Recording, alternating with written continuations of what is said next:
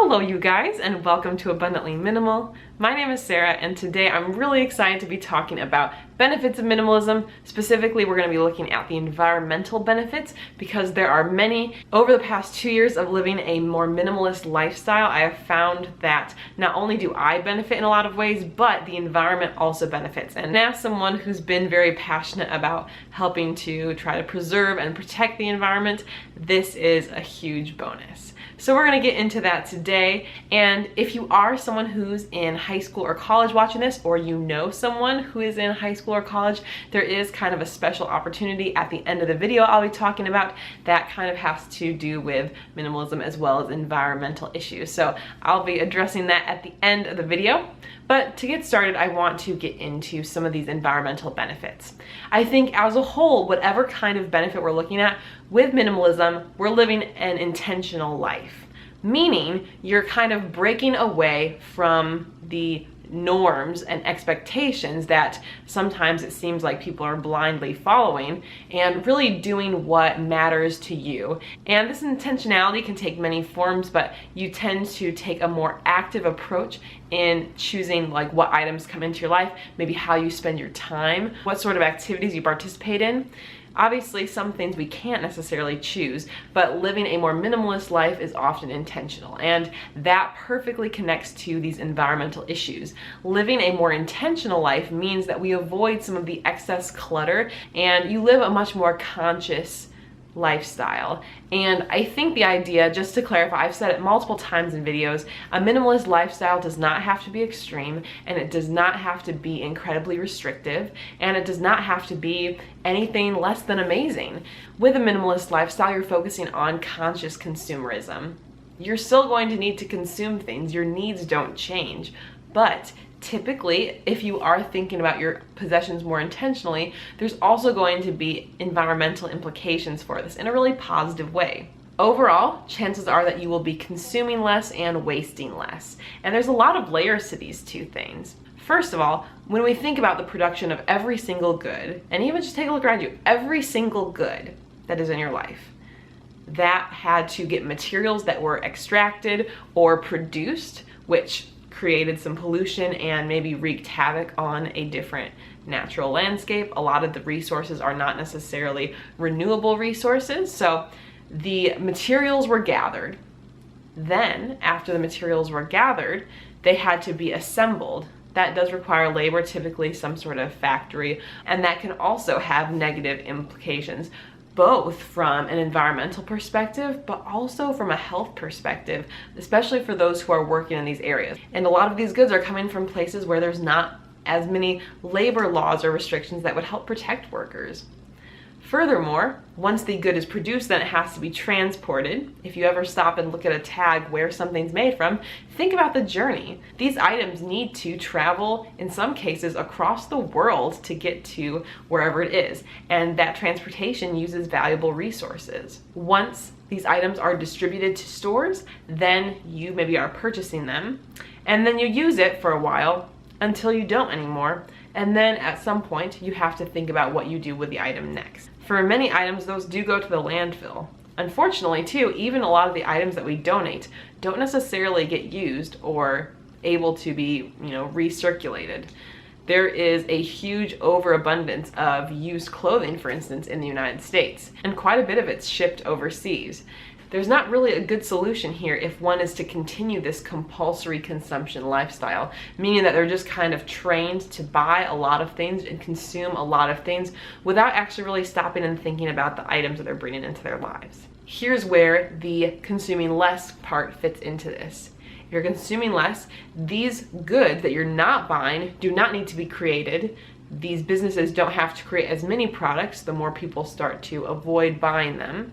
Because these extra items don't need to be made, you don't need as many resources, you don't need as much labor and generate as much pollution, you don't have to transport as much overseas or even just a long distance within the country, and you don't have to worry about the disposal of the items.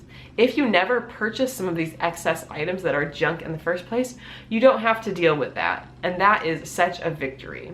Especially if you don't buy the item, you're obviously saving the money too, which financially there are countless benefits for minimalism. As someone who really enjoys saving money and someone who wants to live the lifestyle I want without necessarily having to work a really high-paying job, this is really exciting. And I think that just by consuming less, we already make such a big impact. In terms of wasting less, the less stuff that goes to the landfill, the better.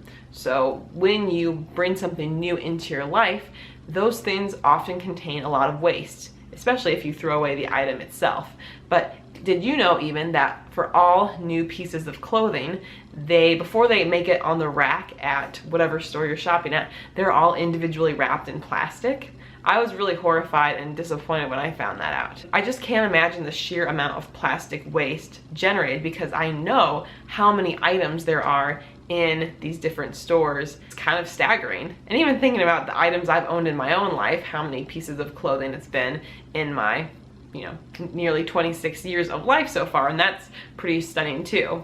Now, buying used things, obviously you're helping to prevent the problem, and not buying anything at all is even better. But producing less packaging and less waste here is one of the best environmental benefits. Another great environmental benefit of minimalism is that a more conscious way of consuming will often lead to higher quality products being purchased. And these higher quality products are designed to last longer, which means you won't need to buy as many. I've used this example before with blenders and other things. I've got a really high-powered, awesome blender with a huge warranty now. That is much better than before when I'd have a blender for a year. It wouldn't be as expensive, but it would also be a lot lower quality. I'd have to get rid of it, and that generates a lot of waste as well. You also are more likely to be purchasing from sustainable brands or brands with ethics that you value. And I have found this to be very satisfying because even though up front some of these brands can be a little bit more pricey and more complicated, if you're buying less, then you have extra money to buy better. And that is really powerful for us as consumers to be making these decisions. I think diet and clothing are two of the top places that we are consuming a lot and that are really wreaking havoc on the environment. Now, in terms of what we eat, I don't think there's one set plan that minimalists have to follow. I know personally for me, I do try to use fewer resources, and the best choice environmentally as well as with health is to have like a more plant-based diet, a whole foods diet. And currently I'm trying to avoid excess packaged foods and live a more zero waste lifestyle with my food. And so with these different methods and with some of these different examples, that does help reduce some of the environmental impact of my diet. Buying local food in your area is also a great way to help reduce waste and make things more environmentally friendly, because then your food doesn't have to travel as far. There's a lot of layers to this one. I've got a couple food related videos so far about like what eating like a minimalist looks like, so I'll link that in the cards up there for you if you're curious. And then finally, clothing I think is another big example. Society is very much caught up in fast fashion, and the idea that you constantly have new pieces of clothing coming into circulation. People are consistently buying clothing often, and this can be very dangerous when we see prices that are relatively affordable, that are easy and convenient for us to get, that make us feel good for a short period of time until we no longer want the item, and then we get rid of them. I think that if you haven't seen it already, the documentary True Cost is a must-see. That is, as far as I know, available on Netflix. I don't personally have a Netflix account, but I have heard that it is there. Honestly, if you're someone especially who feels like you kind of need a little motivation to either simplify your wardrobe, simplify the way that you're buying clothes, feel like you're buying too many clothes, any of those things, the True Cost documentary I think will help open your eyes about some of the situations that are happening with fashion, both some of the negatives that you're contributing to indirectly, as well as some of the positive options that are out there to help support you. Now, as promised at the beginning of the video, I have kind of a special opportunity I wanted to talk about specifically to high school students and college students, but also if you know anyone, as I describe this opportunity, I would love for you to pass it on to them. I think it would give them a lot of value. So at the time of filming this, it is currently the end of September, and in October, there is this international competition called Project Green Challenge. The event is hosted by Turning Green, which is a nonprofit organization based out of like the Bay Area in California. And this organization is very near and dear to my heart. And I actually participated in this challenge when I was a junior in college during 2012. It's a 30-day challenge during the month of October where you are completing daily tasks that not only just help you build confidence and leadership skills, but also view your life from a much more conscious perspective rather than just your conventional living, consumerist living, and it shifts things a bit. I think for me this was incredibly helpful and something that I really kind of dove into. It gave me a lot of my environmental knowledge and kind of gave me more curiosity to really dive in more. They give epic prizes, by the way, of some different like eco living products. There's a $5,000 cash prize at the end that can either be like for scholarship or other related options. But for me, when I started, I just wanted to kind of honestly do it more for my own self-growth and maybe win like one of the prizes along the way. But I did not realize I'd actually end up becoming one of the top 14 finalists they have this year. We were flown to San Francisco from all over the world even. We had international competitors as well. And it was a like 3-day retreat kind of for the finals and such an amazing experience. I even still have my shirt. It's like falling apart so bad now because I've worn it so much, but this is my Project Green Challenge 2012 shirt that I currently use for pajamas because it's so worn out to wear out in public at this point.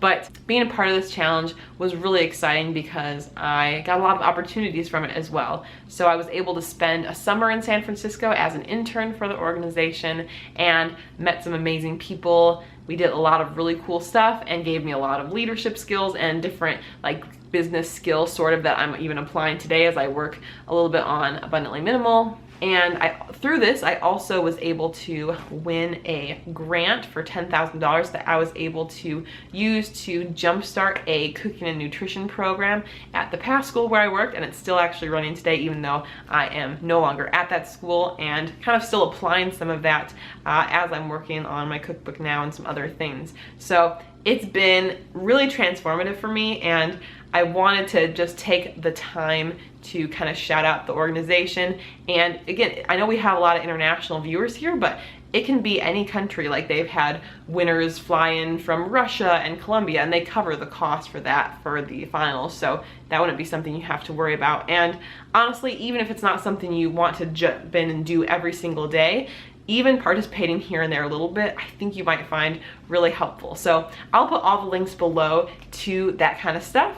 And if you are not a high school or college student, but know someone who is and who might be interested, passing the information on would be really awesome. So I hope you guys enjoyed this video. I will be making other minimalist benefit videos kind of like this one, looking at financial benefits and mental health benefits, all of those kind of other benefits, because there's so many. So be sure to hit the subscribe button so you don't miss out on any of those videos, in addition to the other content I post several times a week. And I'll put past videos over here for you to check out as well.